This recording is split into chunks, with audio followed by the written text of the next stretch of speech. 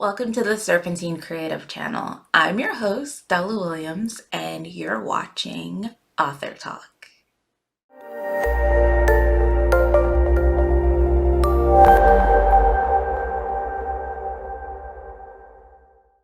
What?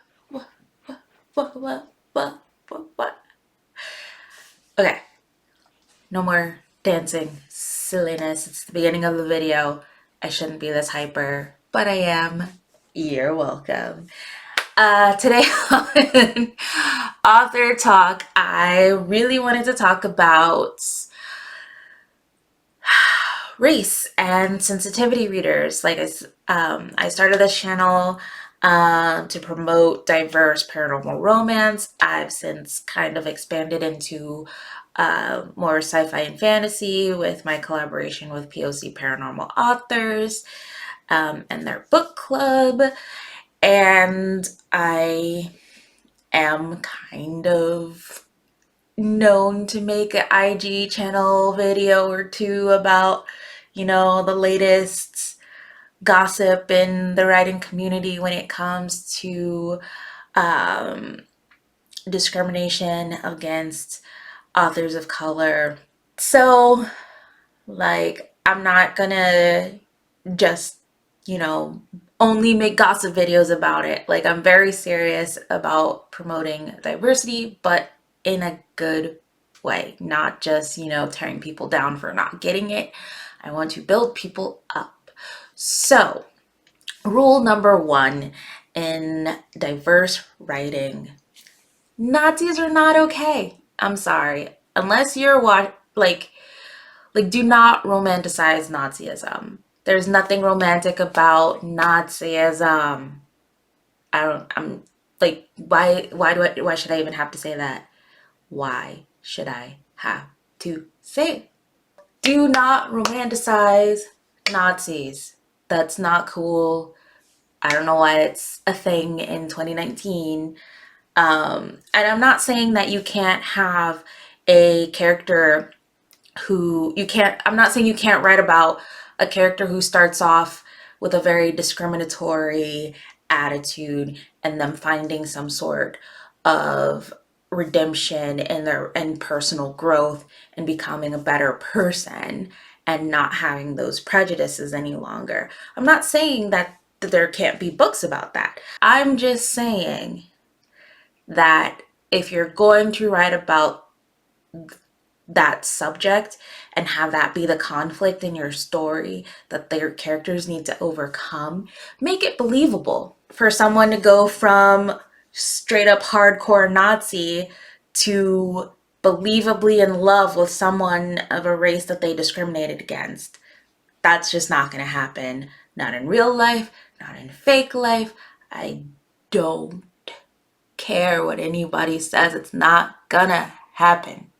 Now, if you're going to write a book about that, that's where a sensitivity reader comes in.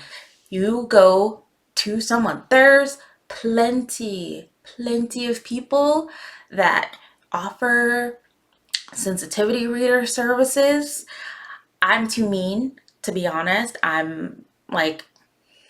couldn't do it because I'd be very mean about it and not very constructive about it. I'd be very quick to tell somebody their novel is trash if it's really really offensive. So don't email me oh, come be a sensitivity reader. I know my personal limits. Okay? I know my limits. All right. 2, your book doesn't count as diverse if the only person of color, if the only queer person, if the only disabled person in your book is 1, highly peripheral, and 2, highly stereotypical. That's not diversity. I'm sorry. Get over it. Ableism is a whole other animal, and that's a rabbit hole I really don't want to or a cliff I want to jump off of right now, but it's also very important to check your privilege on ableism as well. So just a reminder of the big isms: racism, genderism, I think that's an ism, and ableism, ageism too. But yeah, back on topic. Diverse does not mean, oh, I have one black character. Diverse does not mean, oh, I have one gay character. Diverse is having the world that your book is set in represent the real world.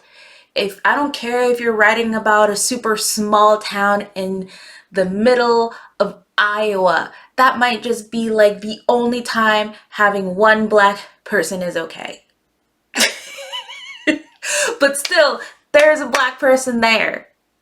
There's a Latino person there. There might be an Asian person there.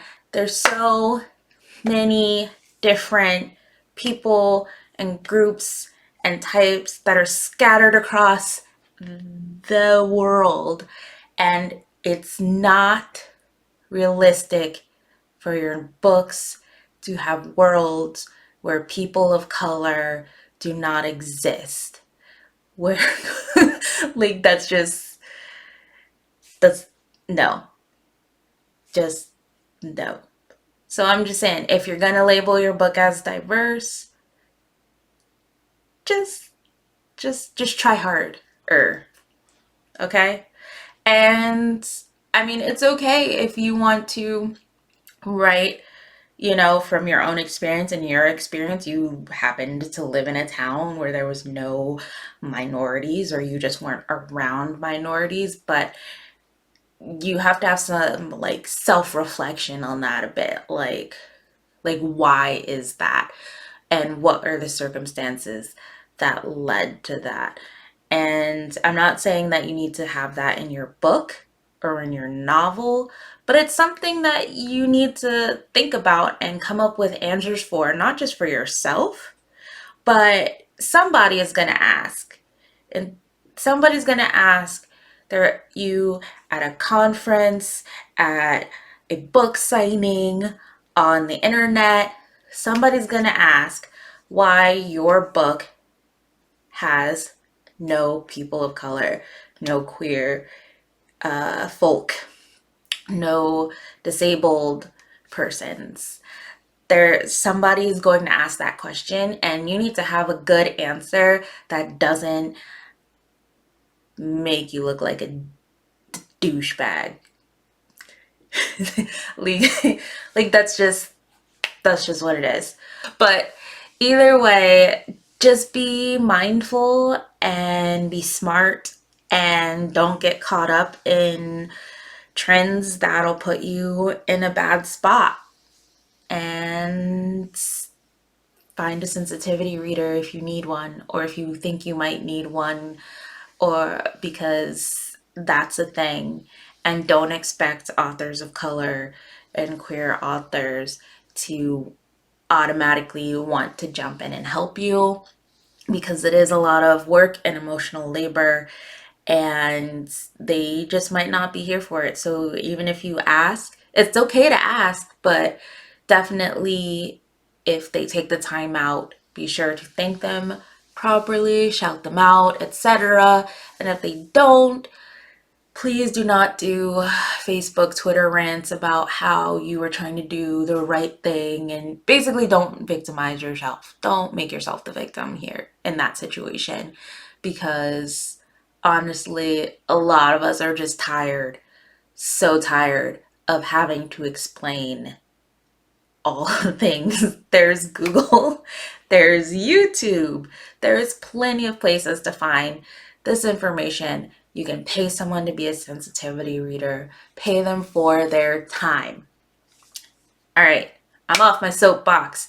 That is my author talk video for today. If I ruffled your feathers, I don't give a what. Anyway, yeah. Don't forget to like, comment, and subscribe. Hit the bell notification if you want to watch more from me, Stella Williams, here on Author Talk. Have a nice day.